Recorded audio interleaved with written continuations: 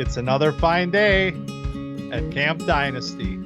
I am Counselor Austin, joined by Counselor Collin. And it is the moment that we have all been waiting for, the start of Rankings 2.0 2024 edition, Collin. This is I'd say the bread and butter of what we're here for, is diving in, digging deep, play by play, snap by snap, finding out who these players are and ranking them for the dynasty drafts that are going to be coming. These will go all the way up to like true draft season. That's going to start in, Senior Bowl time, combine, all that. These will be the lead up to that. So, I mean, we're here, baby. This is the fun stuff. We're here. I mean, we've been teasing it for weeks because it's you feel that excitement. You feel that, I'm ready to dive into the film. Like you said, this is where we start to learn a lot about these players. It's one thing to follow college football and watch these players through the season, but it's another thing to sit down and grind the film and to determine, what do we think? What are the strengths? What are the weaknesses? What are the rankings? And that's the journey that we start today with the quarterback position. This is a position at Camp Dynasty that, being that we are not a super flex pod, this is kind of the spotlight. We get a couple of these during draft season where we get to really dive in on these quarterbacks, talk about their value in a one quarterback environment, and maybe throw in a little bit of super flex talk along the way.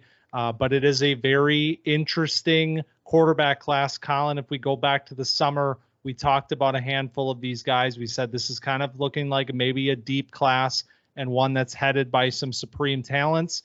We're going to get to re-examine what it looks like a few months later and see if everything still looks the way we thought it was going to look. Yeah, definitely going to re-examine what we thought in the preseason. We'll say that. Little teaser. We'll go big picture in terms of, what you're looking at, dynasty draft, maybe some NFL draft. And then we'll go very, very small picture and pick out, plays and, how they looked generally in games. So get a little bit of everything here. Yeah. So it's going to be a hot topic all draft cycle with these quarterbacks. We've talked about the rhetoric that has already started with some of the top names in this class. Let's start some of our own, but we are going to start on the bottom end. This is a top 5 quarterbacks rankings, dynasty rankings. Remember, this is a fantasy first show. We are talking about dynasty rookie quarterback rankings. It's in the name. It's right in the name. It's called Camp Dynasty. Might be different than NFL quarterback rankings. That's what it looked like last year, with, at least for me, Anthony Richardson being my quarterback one for fantasy, but not in the NFL. We'll find out if that is the same this year, but we are going to start at number 5. And I'm not going to do this to you every time this year, I promise, but I am going to do it to you today, just because selfishly, I want to know who you have at number 5 in this class. That's fair. It's a tough one. I literally decided as we were getting into our little pre-show, I did have Anthony Richardson as my QB1 for the NFL and for... You did? I did, and I still believe. But yeah, for this, at number 5, was a tough one. Again, I got J.J. McCarthy. So I don't love it. I'll start out with that. Because... Okay, J.J. McCarthy is Michigan's quarterback. He's an interesting player because he's divisive. Some people think he's great, like he should be going top half of the first round. Then there's realistic people. So, you look at him as a player and he makes a lot of really nice plays out of structure. And he doesn't, I mean, his in structure stuff is iffy, I'd say at best. And his pocket management is pretty good, but not great. So JJ McCarthy was definitely an interesting scout for me. I'm interested to hear what you have to say about him, but before I dive fully in, so what do you think about JJ? So usually these rankings go one of two ways. We're either lockstep, same 1, 2, 3, 4, 5, or we're all over the place and everything's different. I have JJ McCarthy as my number 5 quarterback in this class. So we're off to a hot start. Now, the thing with this spot, this ranking, and this is something I want to do a better job of this year, is talking about tiers, because rankings are one thing, but rankings really don't tell the full picture of how a class takes shape. Tiers are really what it's all about, because you can have two players that are, very, very different types of players, but maybe each excel at what they do, and that would put them on a similar tier. For me, this is I'm going to call it the third tier of quarterbacks. It starts here at number 5 with JJ McCarthy, and this tier is fairly expansive based on what I've watched from this class. I'm not going to spoil anything yet. We'll talk about honorable mentions at the end. But there is a collection of quarterbacks that kind of fit into this tier right now, which is, I like what I'm seeing in certain areas, and I don't love what I'm seeing over here. And we're kind of trying to figure out, what does that mean for an NFL projection? How confident can I be that you can be a successful NFL player? JJ McCarthy ends up being the poster child for that group for me, just because I think of all those players, he was the one that showed me the most on his 2023 film. And that is impressive, because I was not sold on this player at all. Based on his 2022 film, I thought it was very lackluster. I thought the top 10, the hype that he had was like almost shocking based on what I remembered seeing from 2022. And I can't say that the top 10, hype is justified after what I saw from the 2023 film. But what I will say is, this is a player, a very young player. He was 20 years old this season. He will be almost newly 21 when he is drafted in April, if he so chooses to declare. Very young player who very clearly got better this year. From 22 to 23, he clearly got better, and it started with the accuracy. He was much more accurate this year to pretty much all levels of the field. I think his deep accuracy is very much a work in progress at this point, but the intermediate areas, he really impressed me. There were some real NFL throws, strong arming, some tough outbreaking routes on his film that kind of made me stop and say, okay, we might have something here with JJ McCarthy. He's not there yet, but maybe I'm comfortable at this point seeing the projection ahead. Yeah, I think that's a nice way to put it, is that we're definitely a work in progress with McCarthy, because there is absolutely jumps that he made from last year to this year. And it is absolutely just like, when he trusts his read and rips it, it looks really nice. And you see that, like you said, on the outbreaking routes, it's also like beating hitting those windows on the dig routes is something that he looked really good doing this year. It's out of that break before that backer or the whole safety can get over. He can rip it in there and put it on the guy. And that's pretty impressive. So there's definitely a lot that he's improved on. And I think the most impressive part of his game, I mean, you talk about guys that specialize in one thing or another in this tier, is still his out of structure. Is like, when he can either get away from a free rusher or break out of the pocket, he is finding somebody pretty often. And so that is his shining moment for me as a player, and that's what gets him above the other guys in this third tier.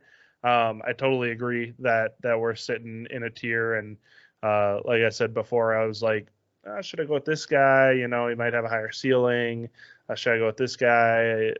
And McCarthy just feels like a safer kind of player that has room to grow.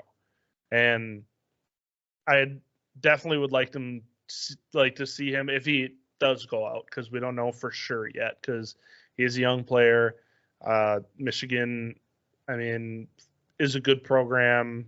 They're in the college football playoff. Like, there's still a lot to be said with this team, but if he goes into the draft, you know, get somewhere, drafted second, third round, whatever he ends up going, and sit and wait behind a quarterback and maybe a veteran and learn a thing or two, get on that NFL field, start seeing NFL athletes, feel it out. And I think he could be a good player. He has a lot of potential. There's a lot of flashes that you see. And I can see a path to him succeeding. I mean, talk about sit and wait. I mean, that's the question. Right. Where does he get drafted? Is he being drafted as a high or even mid first round NFL quarterback? Because if that happens, the expectations are not going to match the player. And that is the recipe that you see fan bases turn on these guys, because this is not a player that I feel strongly could come into the NFL in 2024 and be a starting quarterback, you know, from the jump. That's not where he is. Like I said, extremely young player. He is still growing. He's still developing. He's finding his identity as a quarterback. I saw a little bit of added confidence from him this year. You saw him really test that arm, fire into some tight windows, look a little confident.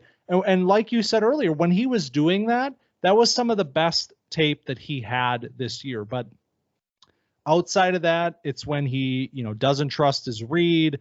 He hesitates. He fires into misses that timing route and fires into a tight window on the wrong side of it. And the other thing that I have is, I mean, why didn't they trust him?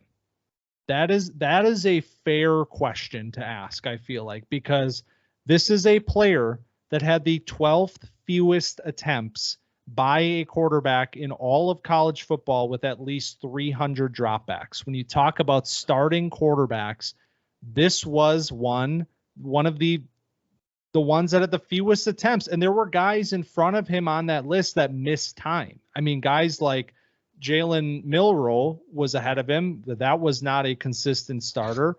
Tanner Mordecai missed some time with Wisconsin. I mean, there were names ahead of him that, I mean, they did not play the full season like J.J. McCarthy did. So why did they not lean on him? Did they trust the scheme? Do they trust the run game that much? Or is it more of a, you know, maybe there's some limitations that they're trying to cover up with this player? It's a fair question to ask at this stage in the process, but yeah, I mean, he's an interesting guy. Like I said, this is a third tier sort of situation where this is like a second round grade for me at this point in time with JJ McCarthy. He's also a pretty skinny player, and I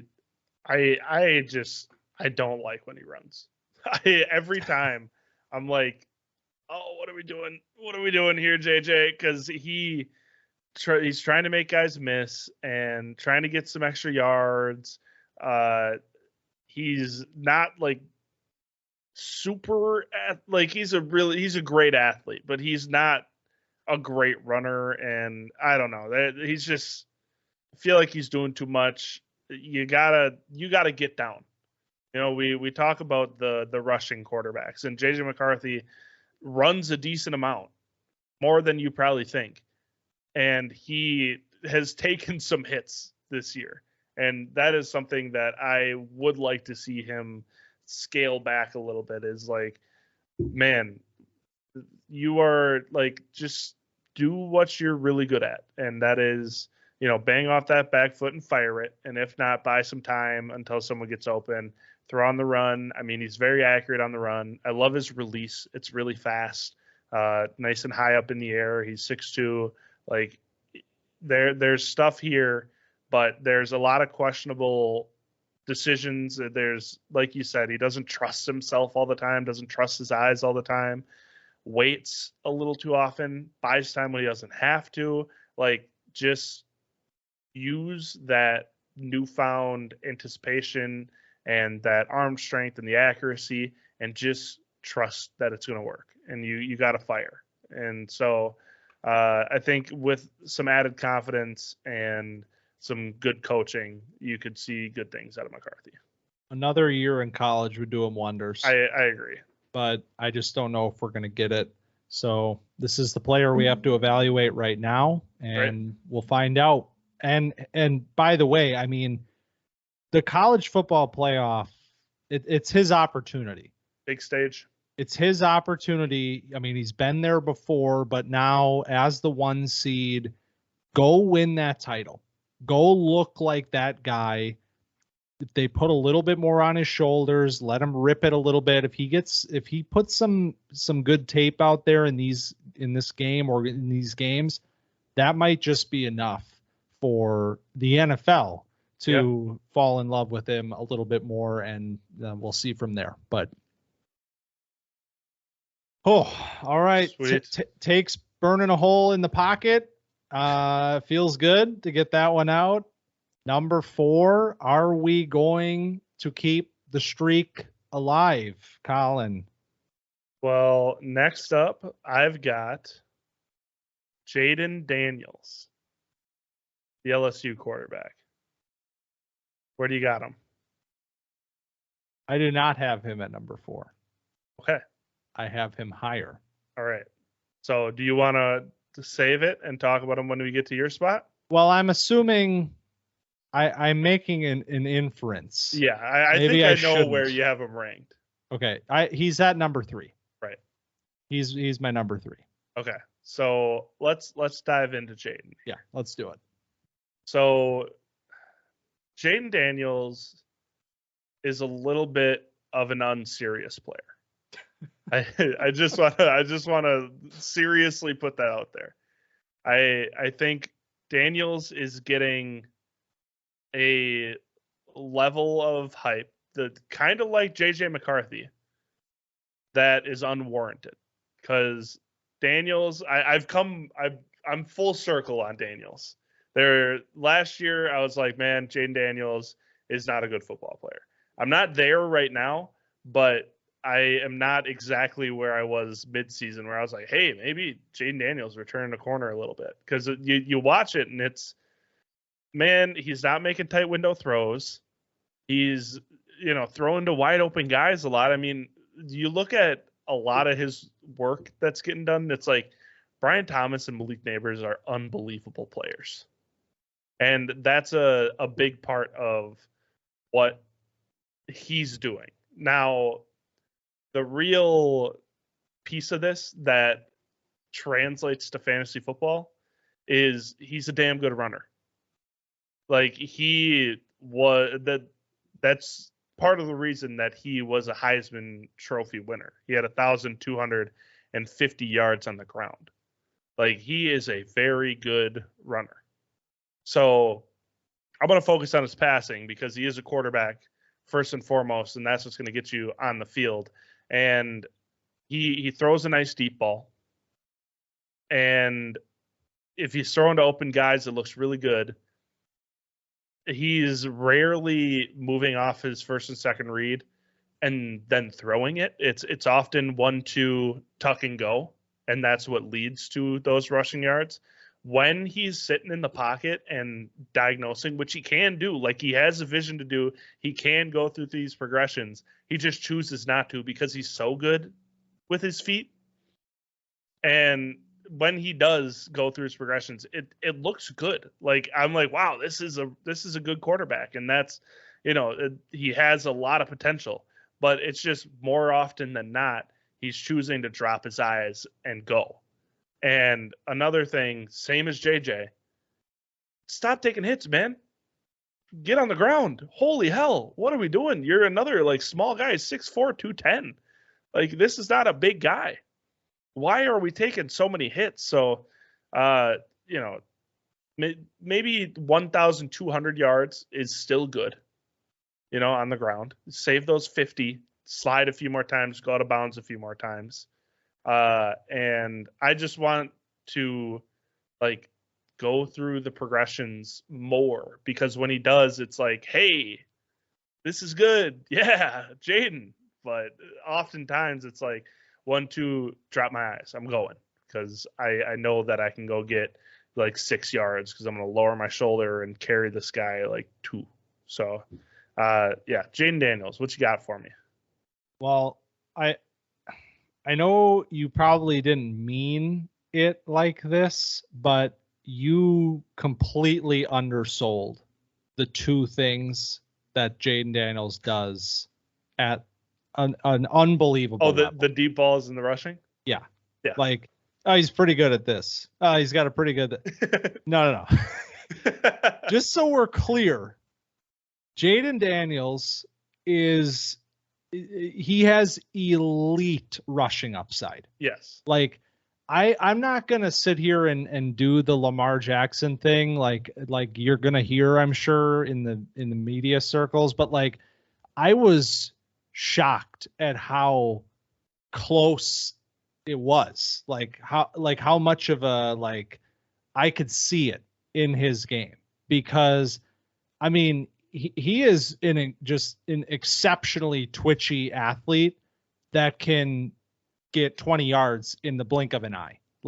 If he senses pressure, and you said this, I mean, he's not really going through his reads too often, but that's because the second or third read on pretty much every play is, I can turn it up and get 20 yards in the blink of an eye.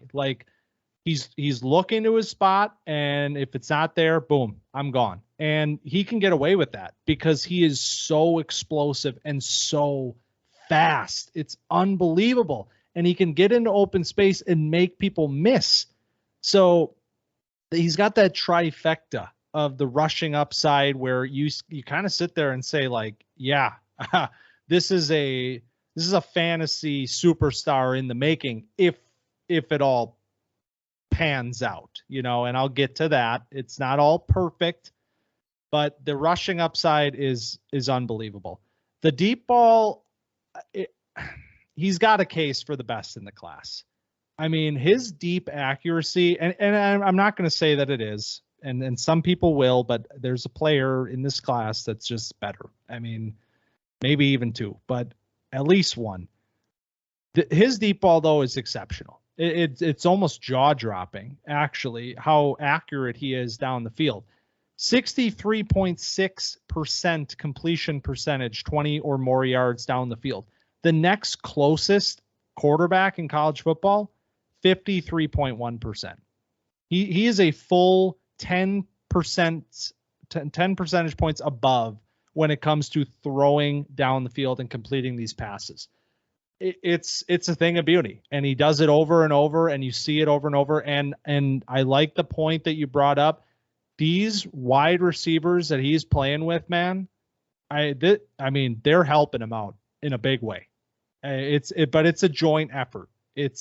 These guys are getting open often down the field, and he's putting it on him almost every time. So that's the good news. That's the stuff that you sit there and say, okay, yeah, this could be something special. And I'm going to put him at the number 3 spot. He's going to be in this tier, this second tier. And just by the way, before we get into the negatives here, he's not a top 5 pick. He's getting talked about as a top 5 pick. I like the talent. I really liked what I saw. I was almost shocked at what I saw, because we were in the same boat of, I don't know about this player. Major growth, massive growth. Don't think he's a top 5 pick in the NFL. Because the weaknesses, you touched on some of them. Ball placement looks great down the field, but it can be very questionable in other areas, and especially in the intermediate areas of the field. And I think that is a lot to do with timing. I think his internal clock, or his, like, the 1, 2, 3 boom, I don't think it's always there. And that is something that is concerning, because you need to have that, on time ability in the NFL when the windows get even tighter and it gets harder to complete these passes over the middle and to these, the 10 to 19 yard range. Like, it's great if you can hit a deep ball, but you got to hit these routes over the middle of the field and to the sideline. And I did not see that in a super consistent manner this year from Jayden Daniels. So, tendency to leave balls behind guys, especially over the middle, these crossing routes. It seemed like time and time again, he's got balls behind guys, even when they're wide open.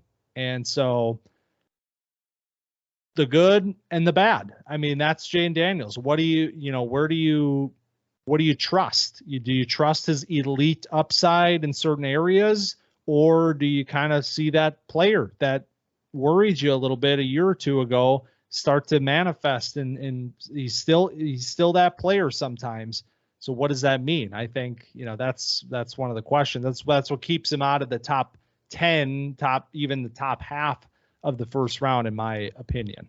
Yeah, I think this is the first time that I've felt out of sync with you. Really? Yeah, because I see what you're saying, and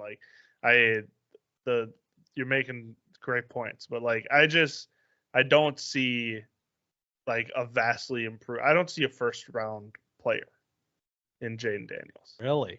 Yeah, I wouldn't feel comfortable with having him start year one. I wouldn't have him I don't know. There's a lot here that I feel is not NFL ready. And he took a step forward this year. That's absolutely true. And there's definitely growth that he could make.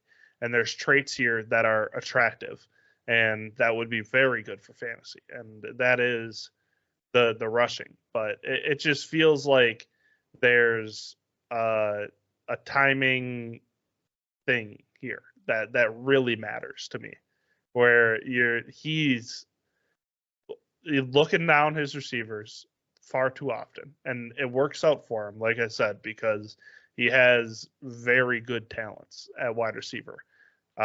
He can progress, and he has it in him, and he shows it, but it's few and far between. And then the stuff that he's pulling off in these games on these runs, I just don't think will fly in the NFL.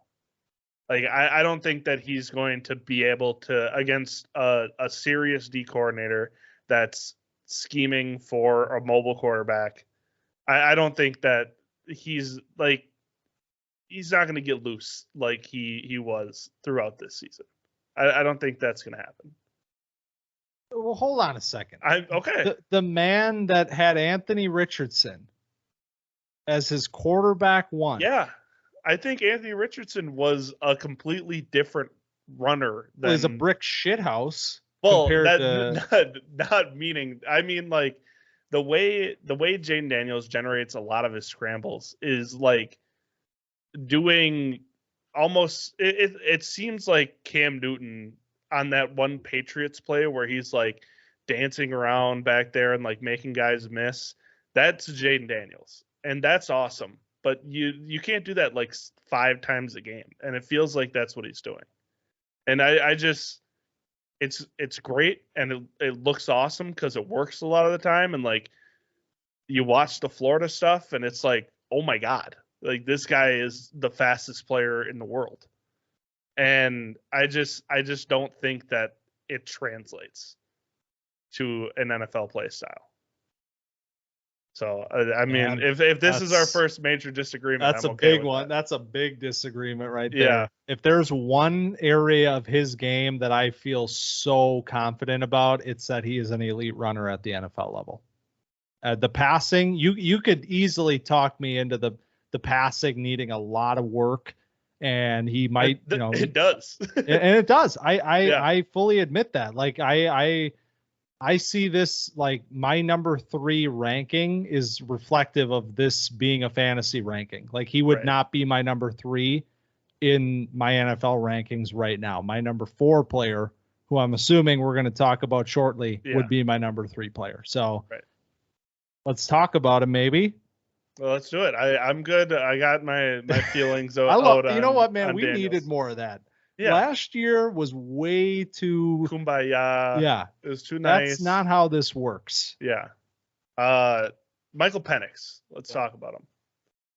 So Penix is the rightful Heisman.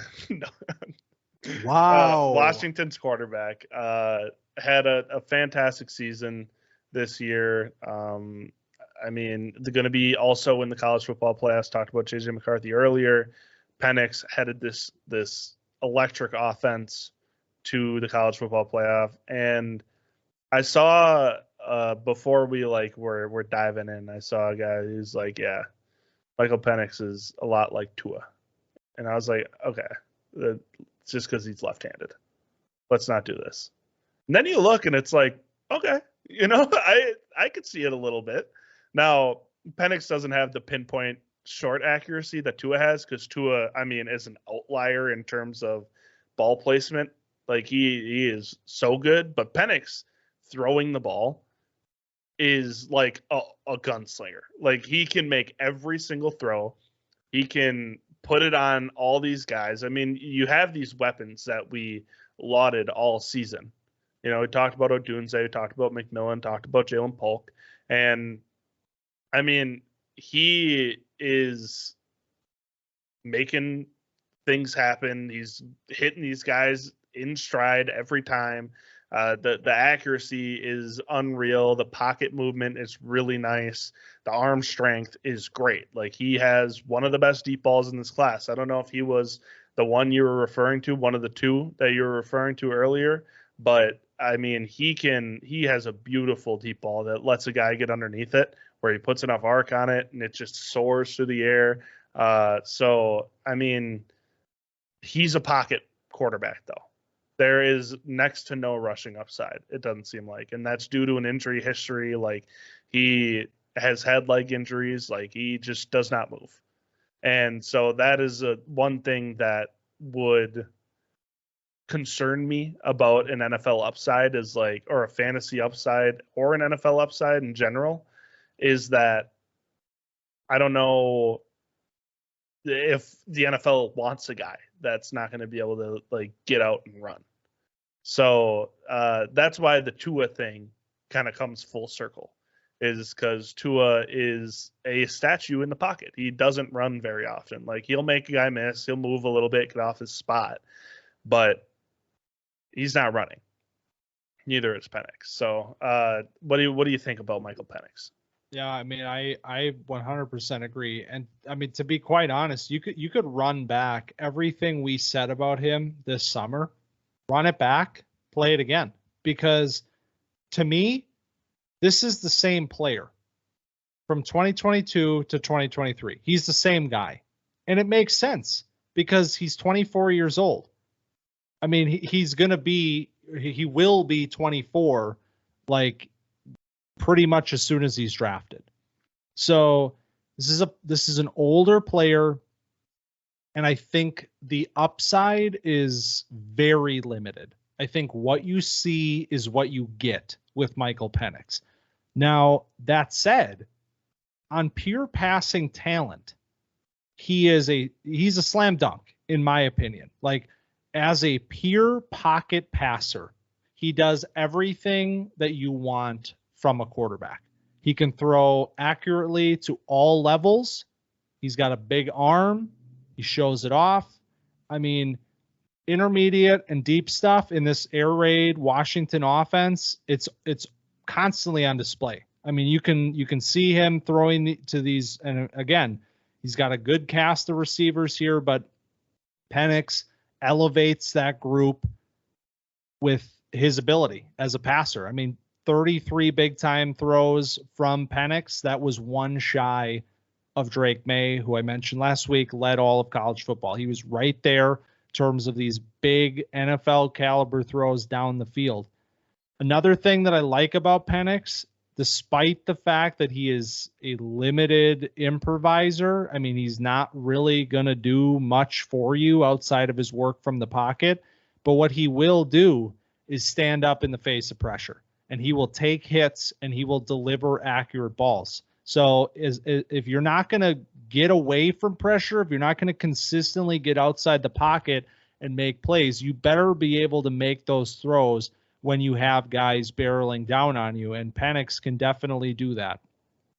And the last thing, my last pro for Penix, he, like I said, he's not really going to get outside the pocket. He's not really going to create much, but there are moments on his film where he's kind of subtly manipulating the pocket. His footwork in the pocket is good. He knows how to move, to set himself up to make throws down the field.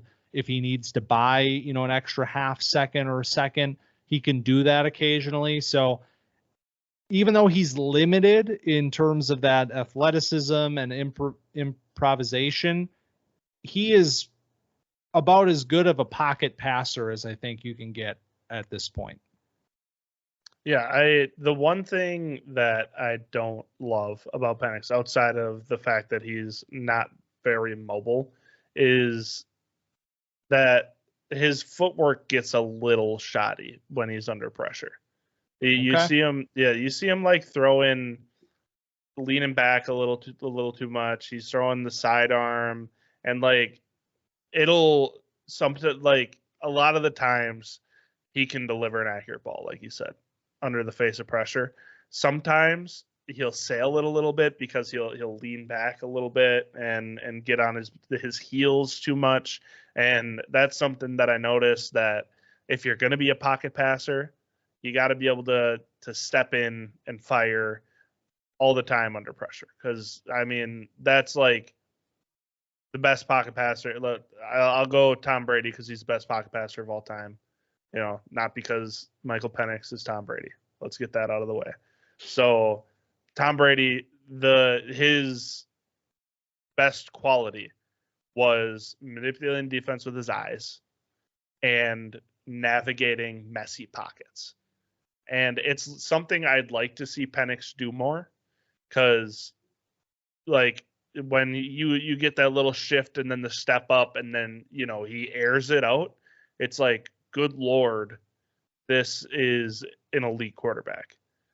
And then when he's kind of laying back and like waiting for the hit and like bracing for the hit almost, that's when the accuracy becomes a little less ideal. So I could do with a little less anticipation of pressure and a little more of trying to beat the pressure in the pocket. That's fair. Weaknesses. I mean, we talked about the lack of, creation with this player. And this is where I'm going to bring in a conversation that's hot right now in the sports media circles. Cam Newton, the conversation about, game changers versus game managers. And that I like how he thinks about it, because I think game manager gets very stigmatized. It's like we slap that on these guys when it's like, oh, it's like Jimmy Garoppolo, he's a game manager. Like there are great NFL quarterbacks that are game managers. I mean, they are not players that are transcending an offense by themselves, but they are operating at an extremely high level within the structure. And I think Michael Penix is a game manager in the NFL. I think that's what he is. And that's why I like the Tua comparisons, or at least, the parallels there, because I think a lot of what Tua was criticized for early, and even still to this day, but more so early in his career, I mean, you see what he's doing within this structure now, where you have the right head coach in place, you have the right weapons in place, and Tua's strengths are accentuated in that environment. And he shows you that he can be a great NFL quarterback within those parameters. I think Penix is a similar sort of player where he is not going to be a guy that can go into any room and any team and elevate that team from the get-go. But if you have the right structure in place around him, and that's not to say like he needs to be, oh, we need to have, the MVP Tyreek Hill or he's a bust, like as long as there's, Tyreek right? Hill MVP, baby. You heard it here first. Yep. All I'm trying to say is that he is not on the level of players ahead of him in this class.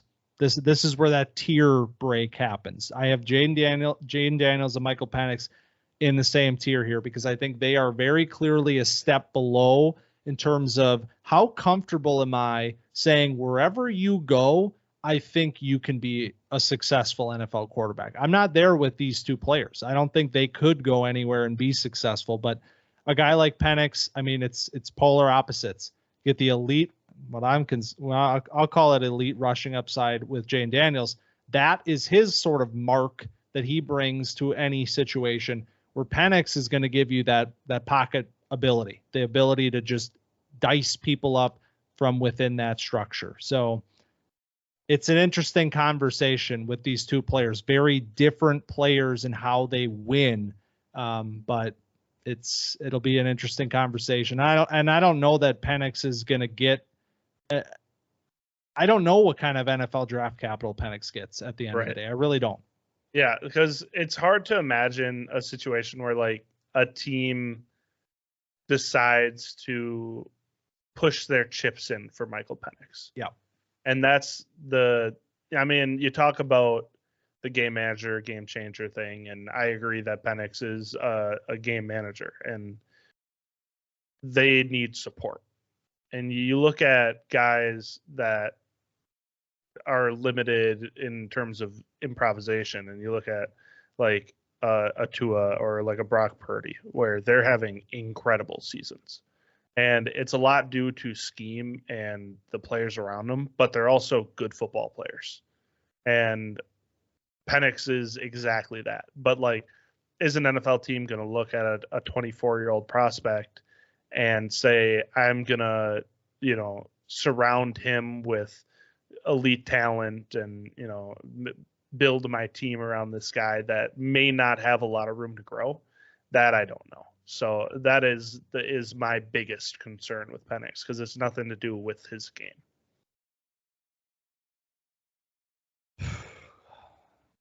Should we move on? I think it's time. Here we go. Number 2 quarterback in this class. And I mentioned that it's a tier break for me. And I mentioned that there were 3 tiers. I have 2 players in my top tier. Mm-hmm. Do you agree with that? I do agree with that. I went into this a little closed-minded almost, where I was like, this is signed, sealed, delivered, one player at the top, and then another player, and then everybody else. And that's just not what I saw at the end of the day. Drake May is my number 2 quarterback. Where do you have him do you have my number 2 also? He is also my number 2 quarterback. Okay.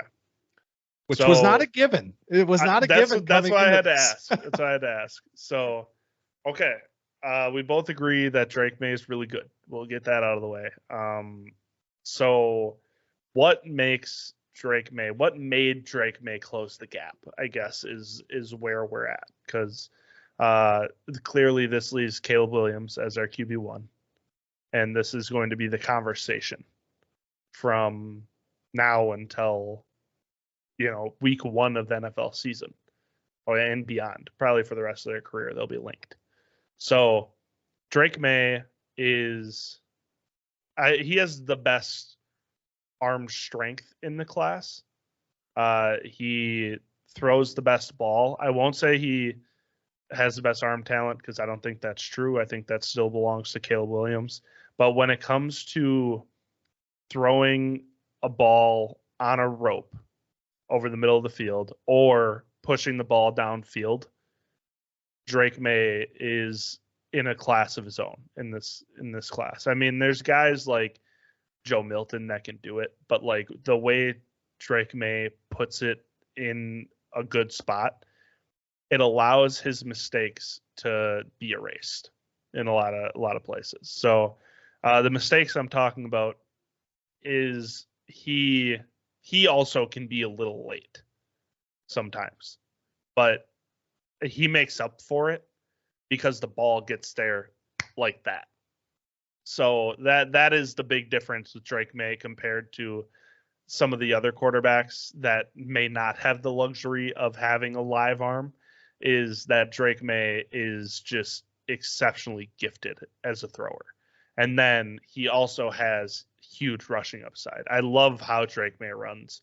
This is a big guy. I mean, he's 6'4", 230, and he uses his size really well. I mean, he's a good goal line runner. That's going to be where you get your fantasy points. I mean, you look at Josh Allen, you look at Cam Newton in his time, you look at Jalen Hurts. I mean, when you have those guys around the goal line, you feel really good about scoring. So Drake May, I think, has immense upside. He looked really good this year compared to last year, in my opinion. I mean, last year was better statistically, but I think in terms of how he looked purely throwing the football, he looked better. And then on the ground, he looked about the same, maybe a little better. So what do you think about Drake May? Yeah, there's a lot I want to talk about with Drake May because, and there's a lot of conversation because this player has, in some instances, overtaken Caleb Williams as the quarterback one for some people. And I mean, before we get to that point, talking about, how did we get to Caleb over Drake? I just want to say, Caleb's really good, man. And he's really good. He's so good. And Drake May is close. He's close. I mean, these are two excellent quarterback prospects. It cannot be lost. I mentioned this last week. This North Carolina quarterback stuff, it's got to go away because if you put this player in a top program, I mean, that is you're having a completely different conversation. He is so gifted, like you said. That is such a good word to use because he has all of those elements of a quarterback that you look for. The first thing you notice with Drake May is the release. It is just flash. It's a flash, boom. The ball is out with velocity.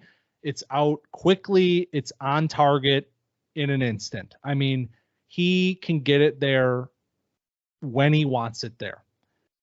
You mentioned maybe he's a little late sometimes. I agree. And actually, I think there was a little bit of regression in his game to the intermediate areas this year. I thought last year as a redshirt freshman, his ability to the intermediate areas of the field were what really put him on the map. I mean, it was like what he's doing in this area of the field is special for a player of his age and experience level. For what he was doing it was crazy. And here's what I'll say. The wide receivers or the receivers in general on this team this year, they did him no favors. I'm not going to say this was a perfect year from Drake May. There were definitely areas where I was like, man, what is going on here? But a lot of times it is just the wide receivers that he is working with it's bad. It's really bad. Yeah. I mean, these were not good players. I'm sorry to say it. There were multiple instances. We talk about the turnovers increasing this year, and that got, some chatter even. Multiple instances in the 4 games that I watched of wide receivers just the ball off their hands and picked. I mean, I don't know how many times total on the year that happened, but there were at least 2 of his 9 picks that were off of wide receivers' hands and intercepted. So the turnover numbers, I'm not going to read too far into that. I think some of the timing issues that maybe showed up this year were also at you can point to the receivers there as well. I mean, it's a two-way street. You're going to put the ball where you think it needs to be on time. Is the receiver there on time? In some cases, maybe they weren't. And that's why you see a little bit of like what is going on with Drake May this year. Accuracy and ball placement is just special. I mean, it really is. I mean, you talk about deep accuracy, and I talked about this with Jane Daniels, his ability to push the ball down the field consistently and accurately.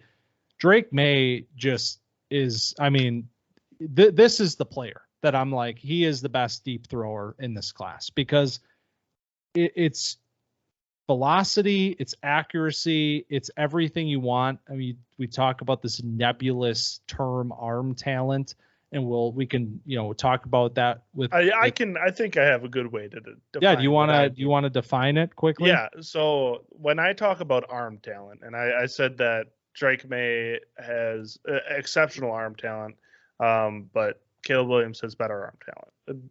Drake May has better arm strength. When I talk about arm talent, I'm talking about how well you can throw simply with your arm. And that means throwing off platform. That means throwing with multiple arm angles. That means throwing off balance, pressure in your face. I mean, we just talked about it with Penix. Like, you get some pressure, you're leaning back, you're throwing with your arm. And that's what I mean when I talk about arm talent. And it's also going bullet pass, touch pass, lob over the top. I have 3 words to sum up arm talent, and you nailed it. I mean, we're totally in alignment on this. Arm talent is the combination of arm strength, accuracy, and adaptability. That means, different arm angles on the run. How are you adapting to situations? So if you got those 3 things, that's arm talent. And that's why Caleb Williams gets that word thrown around more than anybody, because he embodies those 3 qualities. Drake May is not far behind. I mean, his arm talent is exceptional. His ability on the run is unbelievable. Yeah. Accuracy on the run is incredible. He can vary his arm angles as well. You see that, there's plays where he is like rolling left and finding guys right and putting it on them just on the spot. I mean, like, this is a really special player. And I want to emphasize that, because I don't know that it's being like, I think like guys like Dane Brugler come out and say, this is my quarterback 1 in the class. And everyone says, oh my God, it's fucking Mitch Trubisky again. Why is he going ahead of Deshaun Watson? First of all, both of these players are better than any quarterback was in that class. And that's what we're talking about here. I mean, these are 2 of the best quarterback prospects I've seen in several years. And Drake May, incredible player. Yeah, I totally agree. I think that it's lazy is what it is. I mean, to sit here and do the helmet thing and say like, oh, the Bears can't take Drake May because they took Trubisky. Like, I understand if you as a Bears fan want to feel that way, but that's not a real thing. Like, that's not real analysis. You got to look deeper, and Drake May is a better player today than Mitch Trubisky ever was. Even in the 6 touchdown game against even when he won the Nickelodeon MVP. So, yeah, let's get beyond that. I mean, when we talk about, PFF grades and all that stuff and how it's this weird nebulous stuff, they rate on a scale of 0 to 100, right? His throwing to the deep center of the field, he gets a 99.7 grade. It's just unbelievable. Like, they on their website, they say like, oh yeah, a 0, like, we grade on this scale, blah, blah, blah. The lowest thing is like the worst pass you could possibly throw. The highest is like the throw to Mario Manningham in the Super Bowl that threaded the needle. Like, that's a 100. And they're giving Drake May on every pass that he made, that's 32 attempts to the deep center of the field, a 99.7. They're saying this is an unbelievable player. And I agree. I mean, that totally checks out to me, because you talked about his wide receiver help or lack thereof, and I would co-sign that 100%. I mean, there's a noticeable difference in his film pre-Tez Walker and post-Tez Walker. And also targeting Tez Walker versus not targeting Tez Walker. I mean, it's night and day. Exactly. You can absolutely tell. It's like, oh, right, there's number 9. Thank goodness he's on the field, because if, like, last year throwing to Josh Downs was a luxury compared to this year, where it's like we're having a tough time. So, I mean, man, this is going to be – I'm just excited to see them for their NFL career as a, bonded pair for the rest of their career. Number 1. So, like I said, it was not a guarantee that we were going to land here. This was our quarterback 1 in the summer, Caleb Williams. I said at that point that I would be absolutely shocked if this was not the number 1 pick in the NFL draft in April. And we have gotten to a point now where that is at least a question mark. It's not we haven't gotten to the point where it's like he's fallen out of favor. It's Drake May's race to lose, but the conversation has started whether you would take Drake or Caleb Williams. And so we spent an entire season watching the player, gave him a lot of badges, then suddenly didn't give him any badges, then suddenly gave him a call home. And I went into this experience with a completely open mind. Like, if the tape says that Caleb Williams has regressed this year, I will listen to the tape.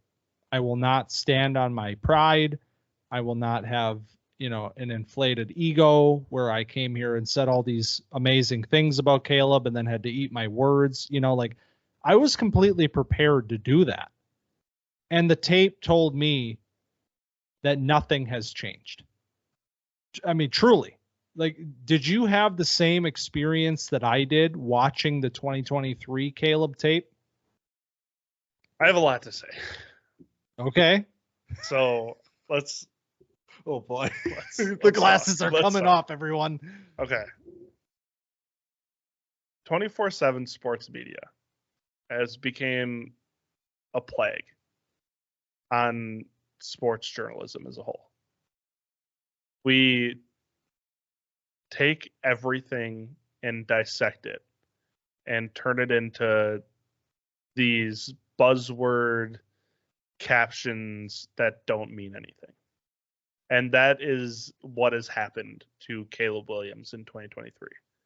We started out watching Caleb Williams at Oklahoma 2 years ago. And there have been, takes about him being the chosen one ever since. Last year wins the Heisman. He's, the golden child, and then he does the fingernail paint, and then, people start to turn on him a little bit. And then we get to this year, and he, starts out through week 5 and is having the season we expect. And then he hits a rough patch in the middle of the season, ends great. His last 4 games were really good games. USC lost a few of those games. That's true. But I just, the takes that come out about Caleb Williams, that have been coming out about Caleb Williams, are lazy, are irresponsible. Like, you tell on yourself when you say certain things. Like, Caleb Williams was bad against good teams. Objectively, not true. Like, he was pretty solid. Like, they put that graphic up and everybody just screenshotted it, and That's their entire take on Caleb Williams. Caleb Williams has a lot of fumbles this year. Yeah, it's true. It's an emphasis that he needs to put on his game. Like, there's people that are saying things without any substantiation. And it's annoying. We need to get under the hood and figure out what's going on. Because if you watch like the Notre Dame game, which is his worst game, you will see a lack of separation from these wide receivers that's hard to watch. These are when his wide receivers like have to go against real potentially NFL caliber corners in man coverage, it's just impossible for them to get open. And then the blame gets deflected on Caleb Williams, which naturally happens. That happens to quarterbacks all the time in the NFL. But we can't just say he's a bad prospect because of that. So does he have some knucklehead plays? Absolutely. But that doesn't make him a bad quarterback or a bad prospect. If you dig a little deeper, you'll realize that this is just as good of a prospect, if not a better one, because he didn't have Jordan Addison and he still put up a great season. Because Brendan Rice is not going to cut it as a number one wide receiver in all reality. So we need to be a little less lazy as a sports media community and have a little more critical thinking and substantiate claims a little more often instead of just saying Caleb Williams bad because of 3-second clip I found. Preach. I mean, it's so real. Everything you just said completely applies. It's why you have to watch the tape on these players, because if you trust what you're hearing from Bleacher Report memes or Skip Bayless talking points, like, you will completely miss the level of a player that this is. I mean, I made it a point to watch the games that were like marquee matchups for him and games down the stretch. I'm talking like Washington, Oregon, late into the year with these teams that are, potential playoff teams. And he's playing these teams after this, rough stretch and all of this. One of the things that I wrote in my notes is, this is the guy who isn't good anymore. Right. Like, what are we watching? Because the level of talent, and this is where we're going to talk about arm talent, because the level of arm talent that this player has is just ridiculous. I mean, he is a game changer. He is a game changer at quarterback. He is one of these players that I feel like you could drop in just about any situation, and he is going to make the most out of it, because that's essentially what he did at USC this year.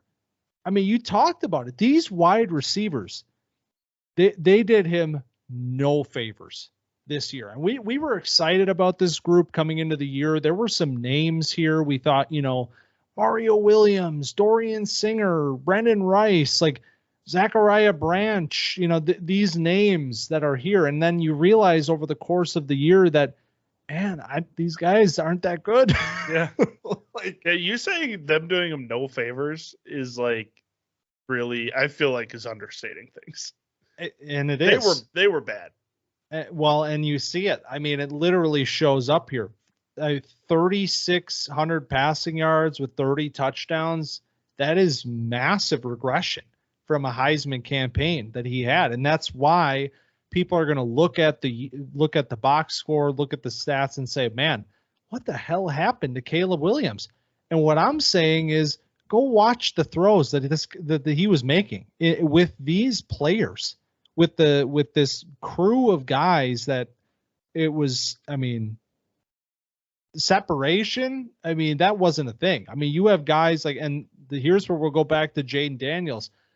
You talk about throwing into the most, wide open windows of all time. I mean, Malik Neighbors, Jaden Daniels' film is as much about Malik Neighbors as it is about Jaden Daniels. You come away watching Jaden Daniels saying, oh my God, Malik Neighbors is incredible.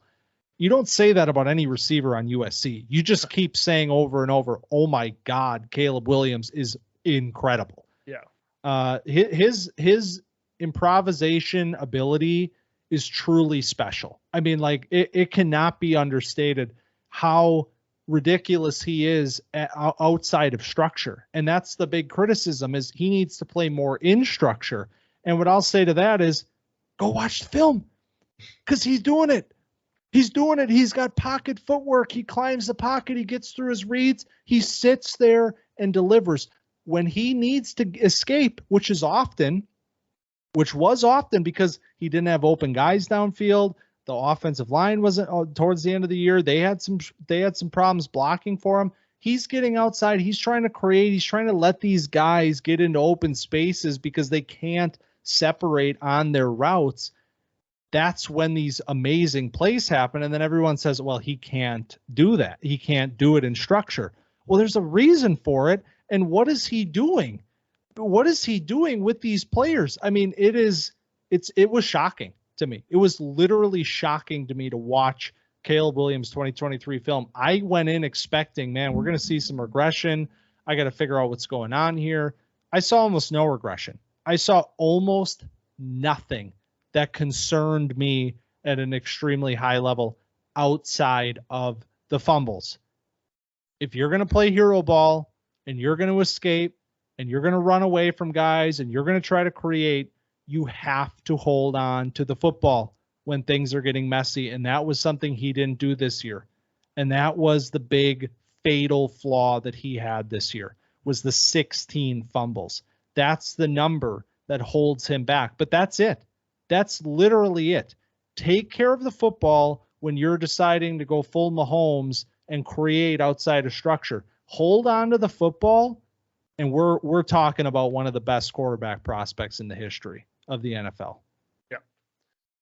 So I want to talk about the regression, because that's going to be a big key point on Caleb Williams' scouting report that's going to be happening until draft day. So when you talk about 2022, he had 334 completions, 502 attempts, 66.5% completion percentage, 4,539 yards, 42 touchdowns, 5 interceptions.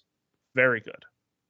You look at this year, he only had 268 completions, 394 attempts. So 68% completion percentage, which is better. 30 touchdowns, 5 interceptions. So you look at, rather than, the raw numbers, which, I mean, I get if you do, because, more numbers better, more yards better, more touchdowns better, less interceptions great.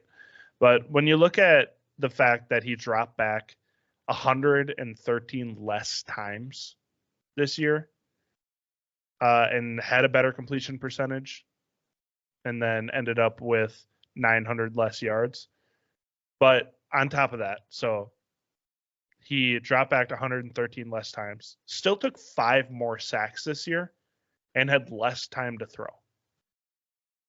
This was a worse offensive line, which is why they tried to establish the run so much. They also had Marshawn Lloyd, who was good this year. We talked about him a fair amount. They ran the ball a lot more this year, and that shows up in the stats too. So Caleb Williams working with a worse wide receiver core than last year, simply due to the fact that Jordan Addison is not there. We see the kind of talent Jordan Addison has in the NFL right now. We see how good he is. He was a Blitnikoff winner coming in. He was good with Caleb Williams. He's, been the de facto number 1 since Justin Jefferson got hurt, and has looked great for the Vikings. Like, that's a good wide receiver. Has nobody near the caliber of talent of Jordan Addison this year. He loses that, and then the O-line gets worse, and there's a higher emphasis on the rushing game this year. Like, that is the regression right there.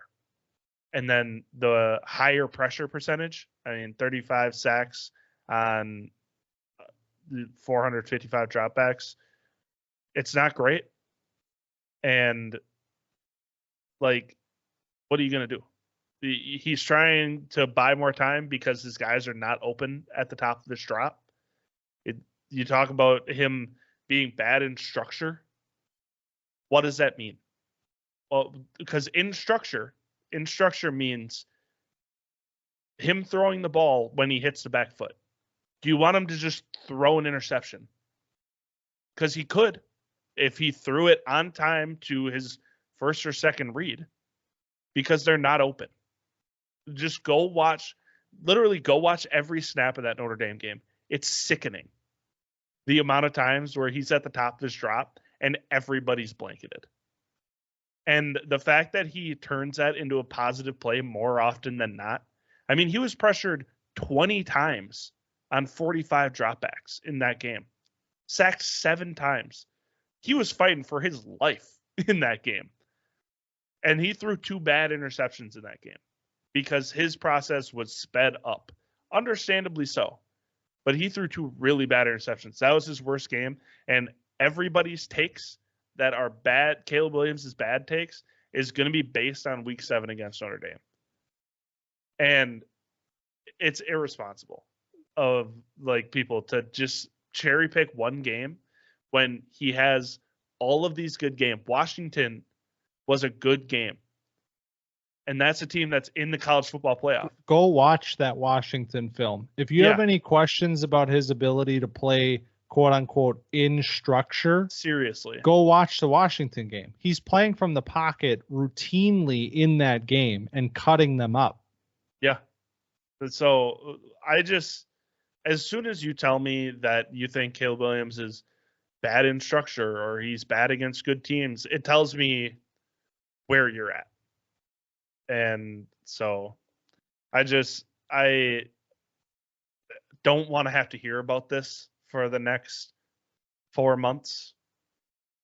And I'm going to, and I'm just preemptively getting out ahead of it. And if your team passes on Caleb Williams, it's not going to be great. You're going to regret it in the future. Like, if you're the Bears and you have the number 1 pick, I'm sorry, you should be taking Caleb Williams. I know you love Justin Fields, but this guy is unbelievable. So I'll stop there. I really, this bothers me a lot. I've had this, I get it, burning, but I just needed to say that. Well, and it goes back to what we started this conversation with. This is a product of the sports media cycle. This conversation doesn't need to be a negative or an I told you so or anything like that. It's created by the constant noise that if you're just a consumer of football media, if you're like, oh, what's the deal with, Caleb Williams, I heard he's really good. And then you have everyone saying, oh man, you better be careful. Like, he's dangerous. Like, that is why this conversation goes the way that it does, because it really is simply a matter of watch the player. Watch the player. It will tell you everything you need to know.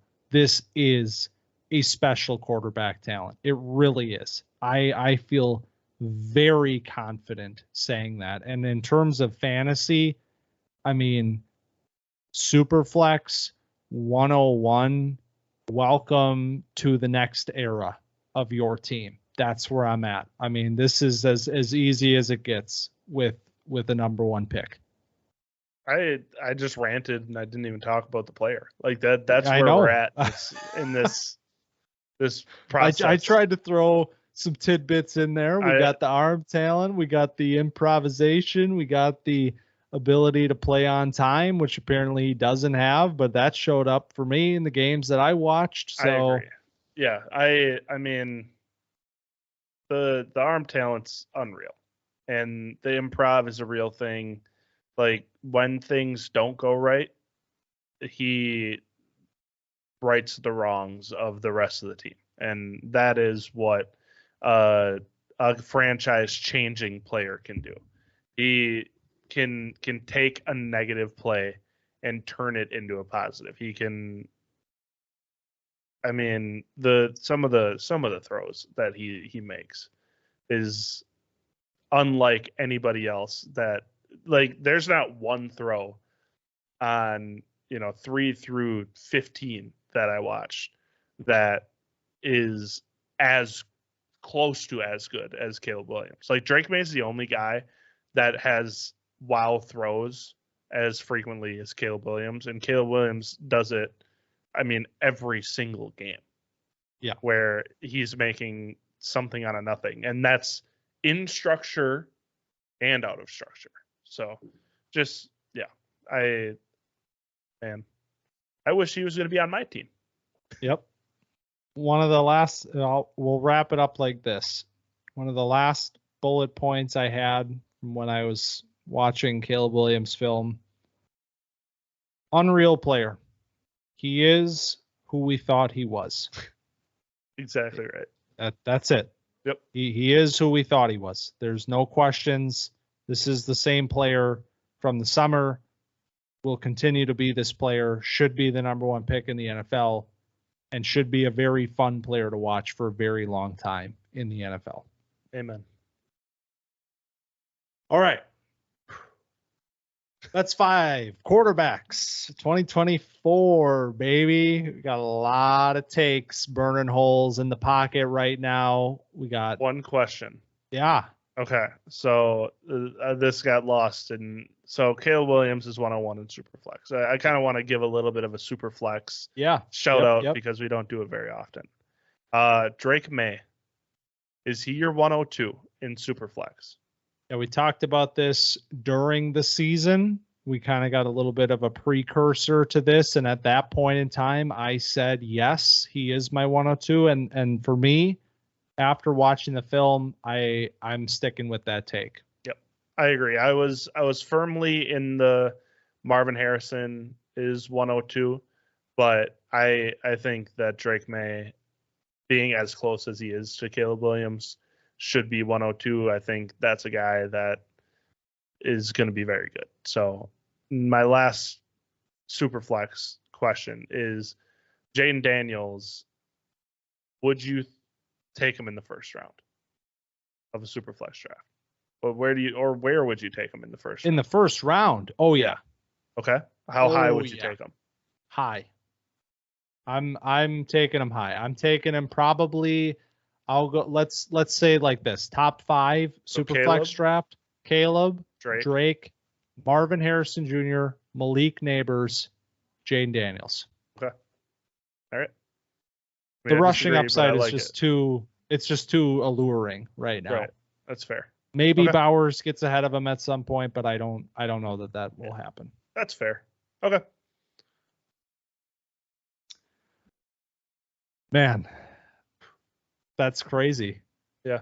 We've made it. Rankings 2.0. There's a lot of quarterbacks in this class though. Yeah. And we can go back all the way to the beginning of this conversation where I talked about this tier of guys that JJ McCarthy is a part of, and they did not make the cut on this list. Are there any quarterbacks that you watched that you feel particularly inclined to shout out right now? Okay, so the one that I was talking about earlier, I said it was between JJ McCarthy and one other guy. And the other guy was Joe Milton. Really? Yes. So I know. Just let me cook for a minute. Okay, cook. Yep. So Joe Milton is a very, very unfinished player. But that arm, the arm is so good. I can't stay away from it in the summer, and we're staying here now. We made it all the way here, and I'm like, man, I can't not like Joe Milton's cannon. And He can also run. I love how he runs. So there's just like, he's alluring to me, and I can't quit Joe Milton. I don't know what it is. I respect it. My other honorable mention is Quinn Ewers if he comes back.